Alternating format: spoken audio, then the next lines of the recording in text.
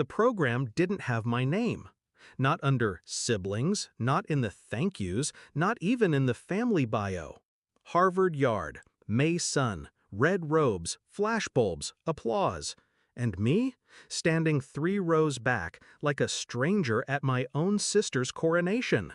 When the photographer waved "family only," my mother gently placed her hand on my chest.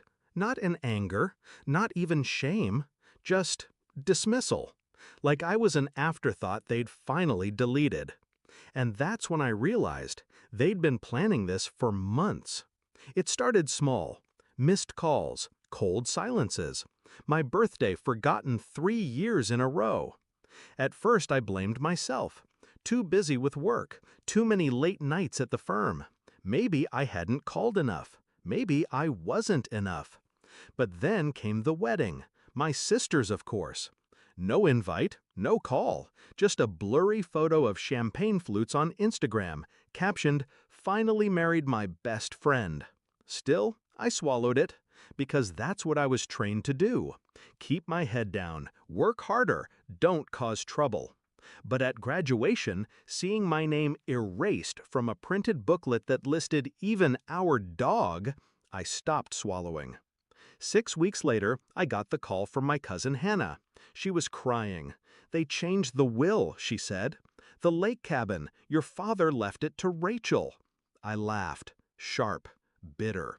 Of course he did.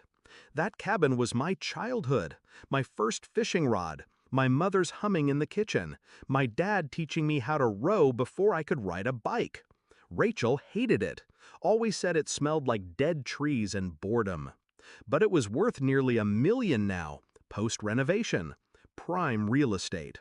And apparently, they decided the disgraced daughter didn't deserve a dime of it. They thought I'd just fade out. But I don't disappear. I wait. Then I move. The first thing I did was request the revised will. Hannah was right. Everything, stocks, house, cabin, heirlooms, reassigned to Rachel. I was mentioned once. No further claim to property shall be acknowledged.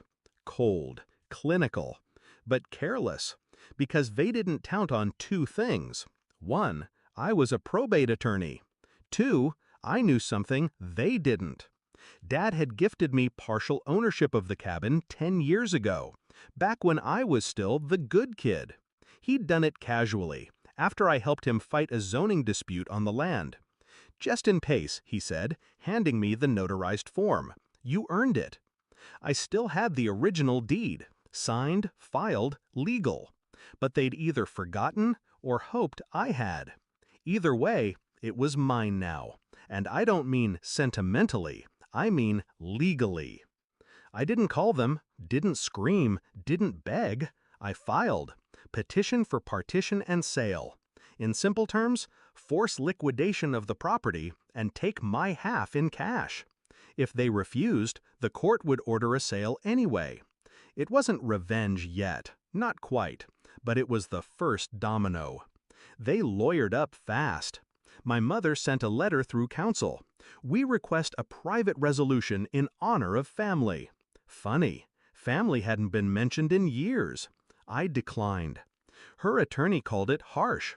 I called it overdue. Their defense was weak. Turns out Rachel had paid the property taxes for 1 year and thought that gave her some divine right to ownership. It didn't. What it gave me was leverage. Discovery phase unearthed more. Dad had diverted trust funds, originally intended for me, to fund Rachel's wedding, her grad school, even part of her husband's failed app startup. Receipts, transfers, emails. It was a buffet of betrayal. I used it all, not out of spite, out of strategy. Because sometimes justice wears a suit, not a sword. 6 months after Harvard, we were in court. Rachel looked nervous. Mom wore her pearls like armor. Dad didn't show. I wore navy, hair up, calm. The judge, an older woman with no time for nonsense, read the document slowly. "Miss Alden," she said, eyes on me, "you're asserting ownership based on this signed deed?" "Yes, Your Honor. Original copy, notarized, dated April 15th, 2015. She nodded. And you're seeking forced sale of the property? Yes. Have you attempted resolution? They attempted erasure, I said evenly. I'm simply responding. A pause. Then, petition granted.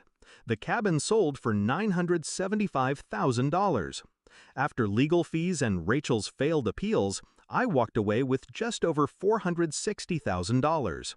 I used it to pay off my law school debt in full, then bought a condo with lake views of my own. Peaceful, quiet, mine. My mother sends holiday cards now. No notes, just her name in cursive and a photo of her, Rachel, and Rachel's new baby.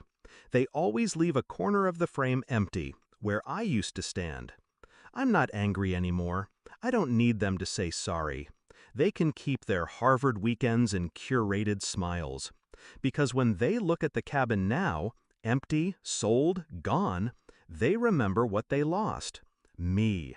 And I remember what I reclaimed.